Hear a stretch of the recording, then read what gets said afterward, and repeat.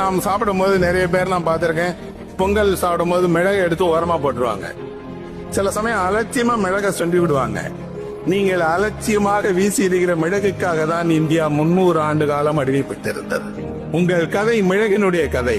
கேலிக்கட்ல வாஸ்கோடகாமா இறங்கும் போது அவர் லிஸ்பன் போர்ச்சுகலினுடைய தலைநகரில் இருந்து கிளம்பி தன்னுடைய கப்பல் பரிவாரங்களோடு சுற்றி அலைந்து இதை தேடி வந்தார். தங்கத்தை தேடி வந்தாரா?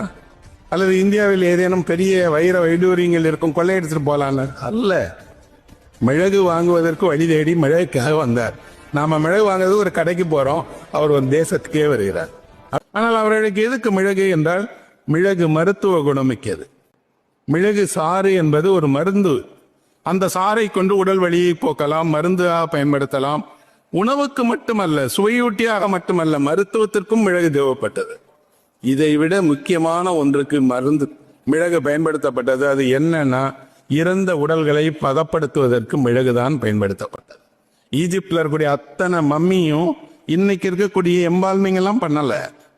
மிளகு கொண்டுதான், மிளகு சாத்தை வைத்துத்தான் மன்னர்களுடைய உடலை பதப்படுத்தினாங்க. இந்தியா வணிகர்களால் சூறையாடப்பட்ட ஒரு நாடு. அதுவும் உள்ளூர் வணிகர்களால் அல்ல. உள்ளூர் வணிகர்கள் அவர்களுக்கென்ற அறத்தோடு வாழ்ந்தார்கள்.